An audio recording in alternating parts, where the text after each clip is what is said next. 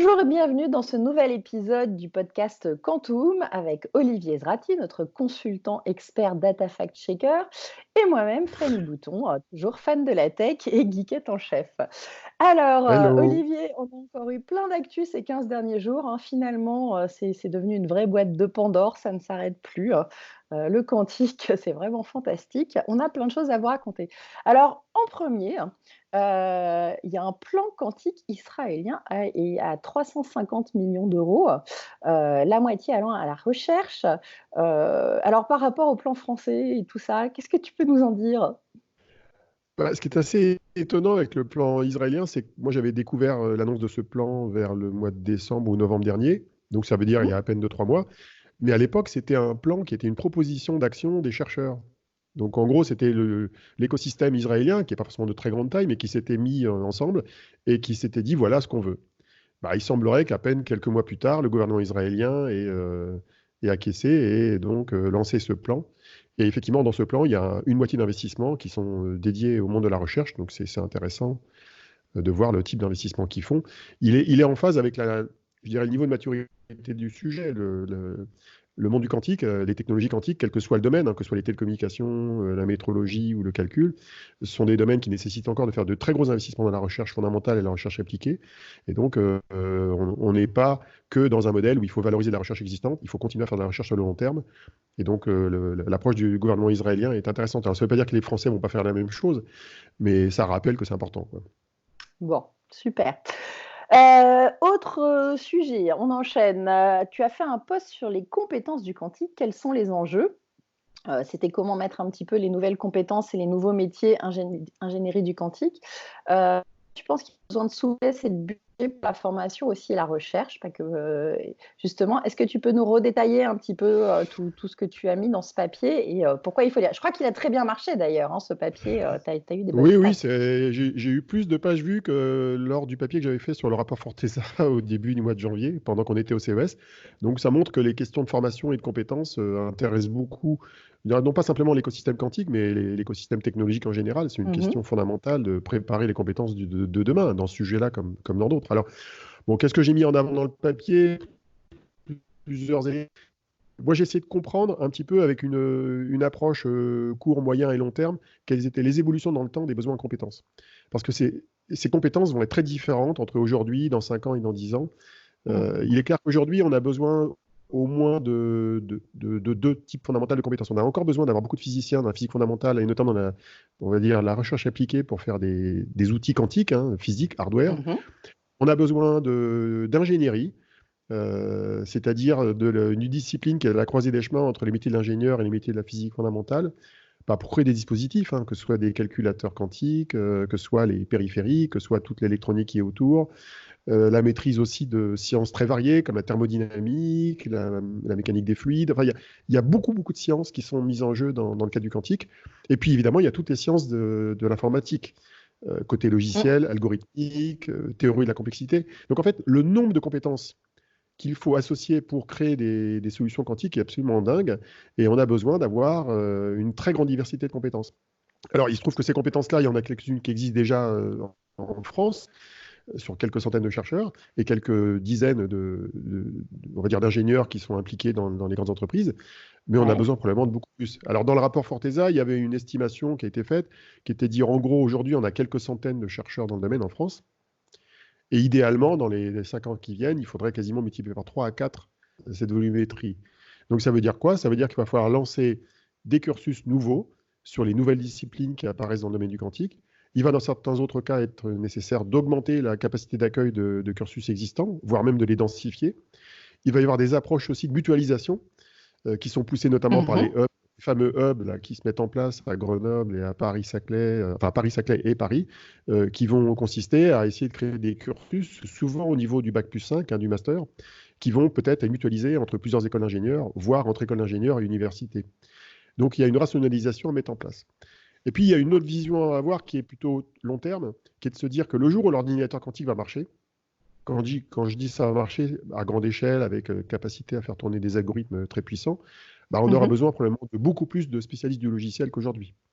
Aujourd'hui, en gros, on a en France moins d'un quart de du logiciel pour 3/4 dans la partie physique et machine. Ouais. Et quand le marché va se développer, ça va s'inverser. C'est-à-dire qu'il y aura plus de besoins en logiciel et en algorithmique que dans le besoin côté physique et matériel. On aura toujours besoin d'autant, si ce n'est le matériel et la partie physique, mais on aura besoin vraiment de beaucoup plus de gens dans le domaine du logiciel. Le problème, c'est que pour prévoir ça dans 5 à 10 ans, il faut s'y prendre assez tôt. Parce que préparer ou des jeunes ou des cadres en reconversion à adopter les techniques de création de logiciels quantiques, ça ne se fait pas en claquant des doigts. Ce n'est pas j'apprends le PHP ou du Scratch, comme on fait aujourd'hui dans le développement grand public. Donc, ça veut dire des investissements à assez long terme. Il faut savoir que pour programmer un ordinateur quantique, il faut quand même maîtriser un certain nombre de disciplines. Il faut même faire un peu de maths. Il faut comprendre une partie de la physique quantique. Alors, j'en ai beaucoup discuté de ça avec notre club de chercheuses qui sont très actives dans le domaine.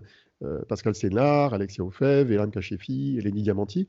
Et en fait, elles disent, à juste titre, qu'il va falloir avoir de plus en plus de gens qui sont à la fois spécialisés, mais qui s'intéressent aux disciplines adjacentes. C'est-à-dire que des ingénieurs qui s'intéressent à la physique, à l'envers des physiciens qui s'intéressent à l'ingénierie, des informaticiens plutôt dans la partie logicielle, mais qui s'intéressent quand même à la physique, à l'ingénierie, parce qu'on a besoin de comprendre quand même les tenants aboutissants de toutes ces briques techniques pour faire des solutions qui se tiennent. Donc voilà le genre de besoin qu'on va avoir. Alors l'autre, disons, sujet que j'ai évoqué dans le papier, c'est le lien absolument, je dirais, étroit entre le monde de la recherche et le monde de l'enseignement. Alors c'est particulièrement vrai quand on est dans des sciences nouvelles. Quand on est dans des sciences relativement nouvelles comme les technologies quantiques, eh bien, on a besoin d'avoir vraiment une harmonisation entre l'investissement qu'on fait d'un côté sur la recherche et de l'autre côté sur l'enseignement. Pourquoi? Tout simplement parce que pour avoir une formation d'excellence dans la formation supérieure, on a besoin d'avoir des enseignants-chercheurs. C'est rarement que des enseignants ou que des chercheurs. Et pour avoir des enseignants-chercheurs, il faut mettre en place les bons moyens de financement, les bons moyens de recrutement, il faut avoir les bons endroits pour les accueillir, il faut les attirer. Ce n'est pas forcément évident d'en trouver. Il va falloir à la fois attirer plus de jeunes pour qu'ils rentrent dans ces filières-là. Dans certains cas de figure, il faudra aussi continuer à faire en sorte qu'on ait de bons enseignants-chercheurs qui viennent de l'étranger. On en a déjà pas mal en France. Ce que j'ai identifié dans le monde du quantique, c'est qu'on a déjà pas mal de chercheurs étrangers qui sont en France. Et les chercheurs étrangers, ils viennent de plein de continents. On a 2 Iraniens, c'est marrant, Hélène Cachefi et Maziar Miraimi, qui est à l'INRIA. On a 2 Grecs qui sont connus, Eleni Diamanti et Yordanis Kerenidis. On a un Anglais, il y en a sûrement plus que je connais, qui s'appelle Dominique Horstman, qui est basé à Grenoble. On a Virginia Doria, Silvano De Franceschi, qui sont tous les 2 italiens. Sara Ducci aussi, qui est italienne à Paris. Et donc, on a déjà démontré qu'on était capable d'attirer des chercheurs, pour la plupart, on va dire, européens, et qui contribuaient à l'excellence française. Donc ça, il faut continuer. Oui, c'est bien. À attirer le meilleur. Garder le talent et les piquer. C'est comme dans la French Tech. La French Tech se pose des questions aussi depuis longtemps. Comment on fait en sorte pour avoir des entrepreneurs étrangers aussi en France? Donc c'est valable dans la recherche. Ok, bon, écoute, c'est passionnant. Et puis, on va revenir un petit peu après. C'est sur comment on essaye d'attirer des jeunes et des jeunes femmes sur le quantique. Tout à fait. Mais d'abord, on va parler du sujet. Alors, tu as rencontré une start-up aussi, dans l'épluchage des découvertes qu'on essaye de faire. Tu as rencontré Quantphi, donc une start-up sur le quantique et la finance. Tout à fait. Alors, comme j'essaye de faire le tour des start-up quantiques françaises, vu qu'elles ne sont pas ultra nombreuses, il y en a une vingtaine en tout, grand maximum, j'ai eu l'occasion de les rencontrer près des grands boulevards. Ils ont été créés il y a moins d'1 an, je crois. Et ils ont décidé de se lancer dans la création d'algorithmes financiers. Alors, ils sont positionnés sur un marché très précis qu'on appelle le goal-based financing. En gros, c'est comment optimiser un fonds d'investissement en fonction de l'objectif qu'on lui a donné. Et c'est une start-up que j'ai trouvée intéressante à plusieurs titres, au-delà du fait qu'elle est relativement jeune. C'est qu'elle a été créée, je dirais, moite-moite par des Français et des Américains. Ça retombe sur le message d'avant, sur comment on attire les étrangers. Et donc, on a un Français qui s'appelle Paul Riard, qui est un spécialiste du monde de l'investissement. Et il s'est associé en fait à Kevin Callaghan, qui est un Américain qui est un peu dans le même métier, mais qui vient de New York. Et leur directrice marketing et vente est une Américaine aussi, qui vient du Colorado, qui s'appelle Gabrielle Cialeni. Donc, je trouve ça marrant. C'est rare, C'est rare en général pour les startups françaises et encore plus pour les startups quantiques. Et ils ont un directeur technique, un CTO qui s'appelle Simon Perdry, qui est très connu dans le monde du quantique français, dans l'algorithmique, puisque c'est l'un des promoteurs d'une technique de programmation qui s'appelle le ZX Calculus. Il est basé à Nancy. Et alors c'est un peu des signes hiéroglyphes, hein, c'est pas évident de comprendre comment ça marche, mais bon, c'est un des spécialistes de l'algorithmie quantique en France et il s'est associé avec cette boîte. Et il garde son statut de chercheur, il n'a pas quitté son Son labo à statut Nancy. extérieur. Donc voilà, bon, je ne vais pas rentrer dans le détail de ce qu'ils font parce qu'en même temps, il y a une partie qui est confidentielle. Et ils ont déjà des post-docs, des doctorants, des CIFRES, hein, comme on dit, des gens qui font des thèses en CIFRES chez eux. Ils en ont 3 ou 4 que j'ai. Ils ont même une développeuse qui vient de Chypre, je trouve ça marrant. Donc voilà, c'est une start-up intéressante. Il y a un peu de mixité, il y a une mixité à la fois de genre, une mixité géographique et culturelle. C'est intéressant. Alors, ce qui est difficile pour les boîtes comme ça, c'est qu'ils se créent alors que le marché n'existe pas encore. Donc, Ah bah, pendant une certaine... mais Ah oui, pendant un au certain moins temps, ils tentent, c'est bien, c'est bien. pendant un certain temps, ils vont être amenés à faire ce qu'on appelle des POC, hein, comme on dit, hein, des proof of concept pour des clients dans le secteur de la finance, qui auront vocation après à s'étendre pour devenir industriel le jour où ça marchera à grande échelle, quoi. Non, mais il faut plus faire d'époque, il faut faire des maquettes. C'est un des grands Certes, sujets certes, actuellement. C'est certes. Ouais, arrêtons de ouais, faire ouais. poker les startups et de les couler, les pauvres. Alors, on va enchaîner encore. BNP Paribas, donc la finance s'intéresse au quantique et ils en font même, ils organisent des événements. C'est assez rare pour le souligner. Tu y as été.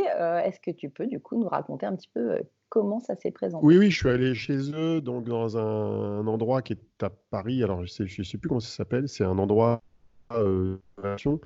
J'ai même oublié. Oui, c'est ça. C'était rue Richelieu-Drouot, enfin rue Drouot, près Oui, du ils ont centre une des espèce enchères, là. d'espace BNP Voilà. d'événementiel. Ouais, tout Je à crois fait. que c'est B-Walk, un truc comme ça. Mhm. Et ils avaient regroupé une quarantaine de personnes, à la fois des startups, dont Quantifi d'ailleurs, et VeriCloud, qui a été créé par Marc Kaplan et Elam Kashifi. En gros, il y avait des gens d'IBM aussi qui étaient là, il y avait CryptoNext, hein, les gens qui font la cryptographie post-quantique. Donc c'était un bon panorama de quelques startups et d'IBM sur l'état des lieux, je dirais l'état de l'art dans le domaine du quantique. Mhm. Et ce que j'ai trouvé remarquable dans cet événement, il y avait 2 éléments, il y a un en creux et un en plein.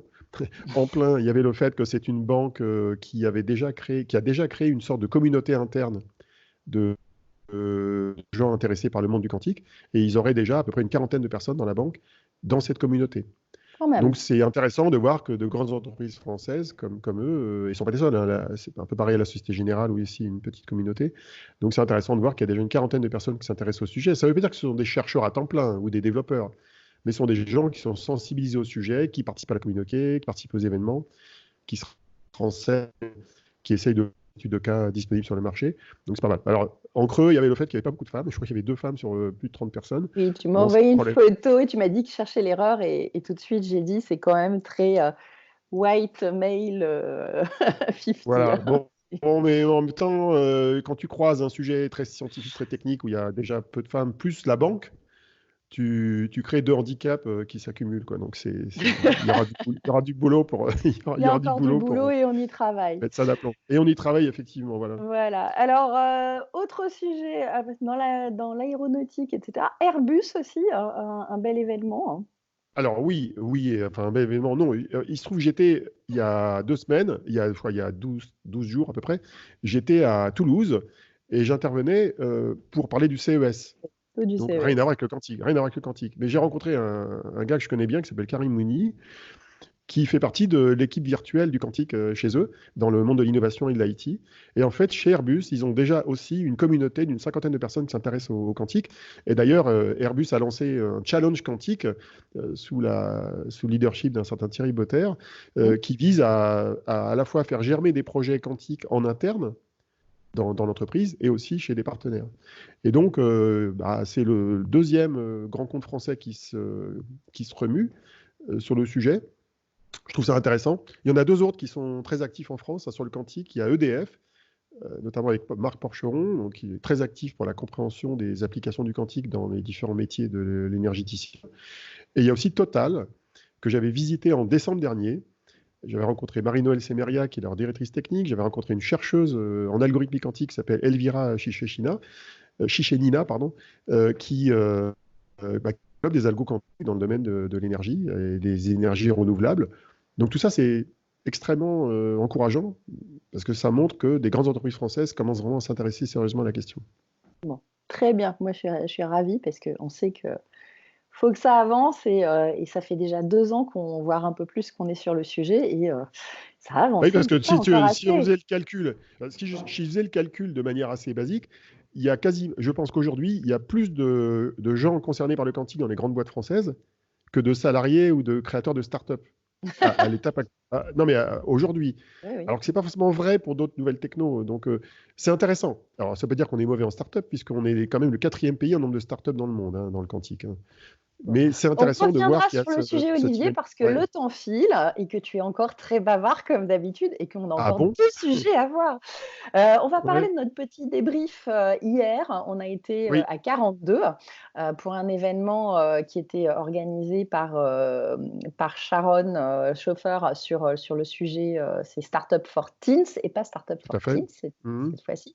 Et donc, on a pu parler des rôles modèles et de pourquoi aller dans le cursus du quantique et comment y aller à des jeunes femmes.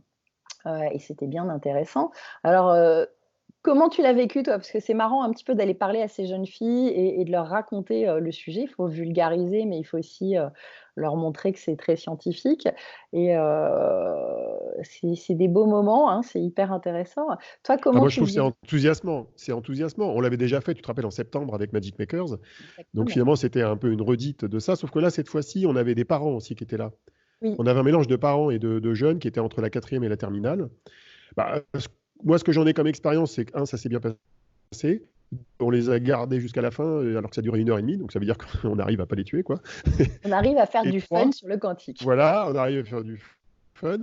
Et trois, on s'est rendu compte de l'efficacité de certains messages, notamment ceux que tu portes sur les usages. En fait, il y a 2 messages qui étaient porteurs, hein, dans notre discours. Le premier, c'est à quoi ça sert. Oui. Donc, c'est clair, quand on parle de santé et d'environnement, tout de suite, les yeux ils commencent à briller, quoi. Hein, c'est clair. Et ça, c'est très important pour les jeunes filles, presque plus que pour les jeunes garçons. Les jeunes Oui, garçons on ont s'est on tendance à s'est vraiment peut-être. rendu compte, ça c'est un Ouais, des points intéressants, ouais. c'est qu'en fait, faut pas dire: «Il faut faire des sciences, il faut faire du quantique», c'est à quoi ça va servir? S'il y a un but à la technique, en fait, on attire beaucoup plus les jeunes femmes et les femmes sur le sujet. C'est un peu comme de dire, «Je vais coder» ou «Je vais Mm. réaliser un jeu vidéo», c'est le chemin n'intéresse pas les filles, c'est qu'est-ce qu'on va en faire? C'est ça qui est Mais intéressant c'est et vrai c'est un message c'est vrai du numérique en général, en fait. oui, C'est-à-dire que ça oui, oui. s'applique à toutes les technologies du numérique et le quantique en fait partie. Mais le quantique est peut-être un peu plus, comment dire, à la fois enthousiasmant d'un côté et énigmatique de l'autre, puisque comme c'est nouveau, il n'y a pas encore de legacy, comment dire, il n'y a pas encore d'état des lieux facile à mettre en avant. Donc on peut plus facilement faire rêver, mais c'est peut-être plus futuriste. Donc, oui, en tout cas, c'est bien. Puis il y avait un deuxième message très intéressant que toi tu J'allais portais, le qui dire. était quelles sont les filières pour y arriver, quoi. Ouais. Voilà, c'est quelles sont les filières et de se rendre compte que les parcours scientifiques, les grandes écoles et tout, sont pas forcément les plus chers et que du coup, c'est accessible. Alors, à condition d'avoir des bonnes notes et de travailler bien évidemment, mais que c'est pas ça qui va coûter le plus cher et que c'est accessible à tout le monde. C'est pas parce qu'on vient d'un milieu modeste qu'on ne peut pas rentrer dans une grande école scientifique. Et ça, c'est un message important à passer parce que souvent, comme ce sont des milieux qui ne sont pas connus, on pense que ce n'est pas fait, qu'il y a juste le bac, la fac, etc. Ce message-là, c'est aussi important. Et puis surtout, on avait un autre message, c'était qu'on a des rôles modèles Tout scientifiques. à fait. Ouais. On a des femmes, et c'est notre fameux club des 5, et il y en a d'autres, hein, mais pour l'instant, c'est celle avec qui on communique le plus et qu'on peut vraiment mettre en avant. Et donc, on a Pascal Sénard, Maud Vinet, Elam Gachefi, Eleni Diamanti et puis Alexia Ofev. Voilà, c'est super d'avoir ces rôles modèles qui sont actuels, qui sont vraiment qui sont sur la scène internationale, qui sont reconnus par la scène internationale. Et du coup, bah, ça fait briller les yeux de ces jeunes femmes parce qu'elles se disent: «Ah, mais il y en a déjà en fait, et c'était il y a 20 ou 30 ans qu'elles étudiaient. Et donc, bah oui, oui, on peut». C'est important pour une fois, même si c'est un peu plus faible toujours que dans d'autres domaines. Mais c'est bien, on a des rôles modèles et Alors, en c'est termes de bien. communication, en tout cas, c'est clair que c'est en les mettant en avant qu'on changera la perception des jeunes, hein. Il faut Oui, faire une voilà. sorte de promotion positive de ces talents pour montrer que c'est possible. Tu as insisté aussi, toi, dans ton intervention sur le fait que c'était pas incompatible avec une vraie vie de vraie femme, quoi. C'est-à-dire que Oui, aussi voilà. le rôle de maman, la vie de couple, chacune a une expérience différente, hein. D'ailleurs, c'est intéressant si Mhm. on pose et qu'on les Ouais. rencontre. C'est moi une des choses que j'essaye de comprendre sur chacune, c'est comment elles en sont arrivées là avec ces superbes parcours et on se rend compte qu'elles ont chacune une histoire très différente, mais que celles qui ont voulu avoir des enfants en ont eu, celles qui ont voulu avoir ça n'empêche pas, c'est juste comment on articule ça, c'est pas mais en fait, on se rend compte si on veut vraiment chercher, on se rend compte que toute femme et tout homme, à partir d'un moment où il choisit entre sa carrière, son boulot et tout le monde a des freins et des avantages. Mm. C'est des choix de vie, c'est une organisation de couple. Mais voilà, si on peut réussir et on peut tout cumuler, c'est toujours un peu plus compliqué, ça demande un peu plus d'énergie sûrement, mais pas plus que pour d'autres. Voilà, je pense que c'est Et des puis, freins quand on aussi. a terminé l'événement, on a discuté un peu avec les participantes. Oui. Et bon, visiblement, ils étaient contents. On avait eu, je crois, le plus de monde dans les interventions de la journée, donc c'est pas mal. Non, Moi, je trouve que c'est sympa. sympa d'avoir des sujets un peu en marge, parce que le quantique, même si on commence à en parler beaucoup, c'est quand même un petit peu en marge du numérique encore aujourd'hui. Et c'est marrant de voir à quel point ça commence à tirer. Bon, on y a un peu contribué parce que c'est quand même 2 ans qu'on sonne le tocsin sur le sujet. Donc, au bout de certains temps, Ouais, ça mais pas commence à se que, faire regarde, remarquer. c'est ce Ouais, que je mets dans la conf, c'est ouais, même Marvel et Disney en ouais, c'est mettant vrai. du Ouais. quantique, bah, c'est le film Ant-Man, il y a du quantique partout et du coup on peut rebondir là-dessus et aller l'expliquer aux jeunes en disant ce que ça va Mm. vraiment faire ou pas. Donc ça aussi c'est marrant, c'est en train d'arriver dans la culture, quoi. Ça l'était déjà dans les séries et tout, mais là en ce moment, il y a plein de films et de séries où on l'entend et c'est très amusant parce que du coup on peut rebondir sur le sujet et leur expliquer. Et ah ouais, c'est ça en vrai, donc c'est vachement Attends, tu as même intéressant. une anecdote. T'as même une anecdote d'actualité, c'est qu'il y a quelques semaines, on a appris que la Maison-Blanche, Oui. d'un certain Donald Trump, a décidé de doubler l'investissement sur le quantique par rapport à ce qui avait été décidé déjà fin 2018. Alors, je ne suis pas sûr que Donald Trump soit impliqué, je dirais, de très près sur le sujet, vu sa connaissance de la physique quantique, mais ou de la science en général. Mais bon, l'exécutif américain veut doubler les investissements. Alors, il faut que ce soit voté par le Congrès. Mais comme d'habitude, ils ont plutôt tendance à baisser les budgets de la recherche et le Congrès à les augmenter. Si la Maison-Blanche demande à l'augmenter, ça m'étonnerait que le Congrès décide de baisser. Donc, d'ailleurs, ça ne fait que remettre les pendules à l'heure sur les investissements, parce que le plan français qui se prépare, il était quasiment au niveau du plan américain. Et les Américains disent, ah ben on double la mise. Hop. Bon, et Donc, tu dérives et le temps passe. On reviendra là-dessus plus tard. Pour finir, parce que on je va essayer. n'ai pas parlé de topinambour, hein, ça estime-toi heureuse. Hein. Non, aujourd'hui, Olivier, tu te tiens. On va finir cette émission, que vous puissiez finir votre dimanche ou votre semaine si vous prenez le podcast dans la semaine et que vous l'écoutez un peu plus tard. Euh, on sera présent encore sur 2 événements la semaine prochaine. Mardi soir, vous pouvez encore vous inscrire, il y a encore quelques places. C'est mieux comprendre les enjeux de l'informatique quantique. C'est organisé par quelques femmes du numérique. Ça se passe chez Talent. Et on sera avec justement 3 de nos grandes pointures du quantique. Il y aura Pascal Senlar, il y aura Alexia Ofev et il y aura Elam Kachefi qui viendront en parler. Et Et c'est moi toi, qui anime la table ronde, donc je suis qui est... ravie d'être avec ces femmes incroyables et de pouvoir partager ce moment et d'échanger avec elles en public. Et puis samedi prochain, on sera de nouveau à 42 pour l'événement La Tech pour toutes. Et là, on sera sur une table ronde avec notre petite protégée, Tara Messman, qui a du haut de ses 16-17 ans et s'intéresse au quantique et nous aide à vulgariser ça pour sa génération. Et on répondra aux questions d'Olivier Frigara sur place. Donc voilà. Eh ben, écoutez, je vous remercie de nous avoir écoutés jusqu'au bout. On a encore dépassé le fameux quart d'heure, mais on est tellement heureux de partager tout ça avec vous que bah voilà, on dérape. On se retrouve normalement dans 15 jours parce qu'on aura sûrement encore des choses à vous raconter. Et bah, d'ici là, portez-vous bien et quantiquez bien. Salut! Ah, ciao!